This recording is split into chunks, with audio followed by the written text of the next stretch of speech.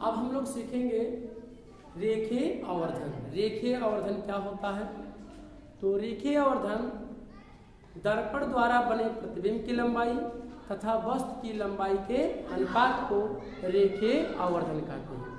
अनुपात का मतलब होता है बटे। तो इस बात को दिखाया गया है कि दर्पण द्वारा बने प्रतिबिंब की लंबाई तथा वस्तु की लंबाई के अनुपात को रेखीय आवर्धन कहते हैं और इसकी अंग्रेजी मैग्निफिकेशन होता है, इसलिए हम से प्रदर्शित करते हैं। तो इसे किससे प्रदर्शित करते हैं? यानी रेखीय आवर्धन को स्मॉल एम से प्रदर्शित करते हैं।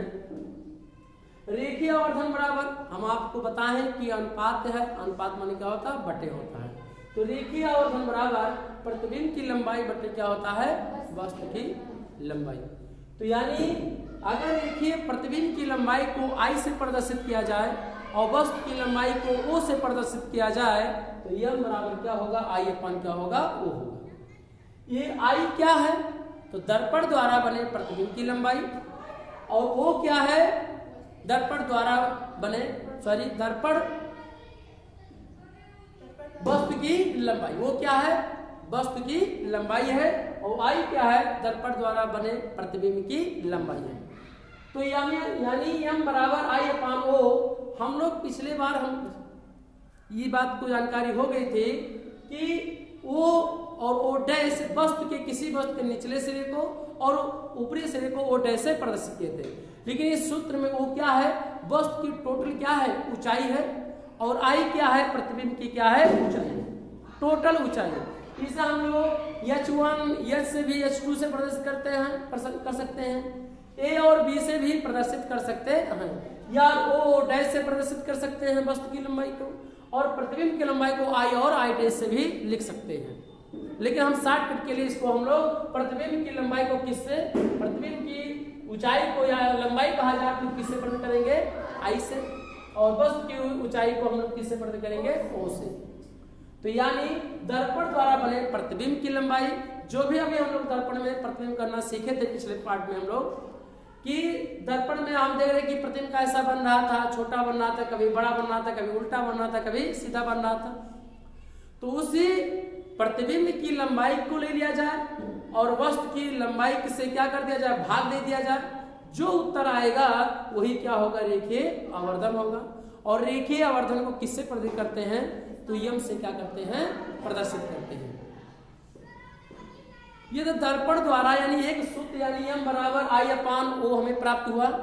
अब इसके लिए हम लोग दूसरा सूत्र भी हम लोग सीखने जा रहे हैं। तो यदि दर्पण के ध्रुव से प्रतिबिंब की दूरी क्या हो? V हो और वस्तु की दूरी क्या हो? U हो, तब रेखीय आवर्धन कितना होगा? तब रेखीय आवर्धन बराबर माइनस रहेगा और ध्रुव से प्रतिबिंब की दूरी बटे क्या होगा? ध्रुव से वस्तु की दूरी। यहाँ पर माइनस हमेशा इसलिए रहेगा क्योंकि वस्तु की दूरी को माइनस चिन्ह से करते हैं, इसलिए यहाँ पे क्या होगा? माइनस होगा। तो इस बात को हमेशा याद रखेंगे कि रेखीय आवर्धन m बराबर दर्पण के ध्रुव से जो प्रतिबिंब की दूरी होती है तो उसे हम लोग U से प्रतिबिंब की दूरी को I से प्रदर्शित करते हैं, इसलिए क्या हो गया? दर्पण के ध्रुव से जो प्रतिबिंब की दूरी है हम लोग उसे V से प्रदर्शित करते हैं, जबकि प्रतिबिंब की दूरी को U से प्रदर्शित करते। उल्टा कर दिया क्या?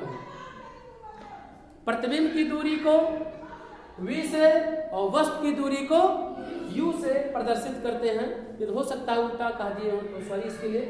तो यानी m बराबर माइनस B अपान U। पहला सूत्र में m बराबर I अपान O हुआ और दूसरे सूत्र में m बराबर माइनस B अपान U है।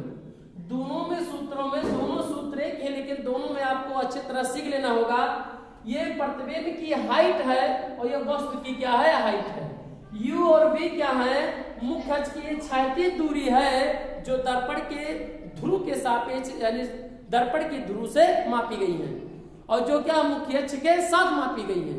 ये जो दूरी है मुख्य अक्ष के ऊपर दूरी और लंबवत मापी गई है, हाइट है और वस्तु की हाइट है, जबकि इसमें ये क्षैतिज दूरी है दर्पण के ध्रुव से वस्तु की दूरी और प्रतिबिंब की दूरी। क्षैतिज दूरी का मतलब इस तरह से साइड में है।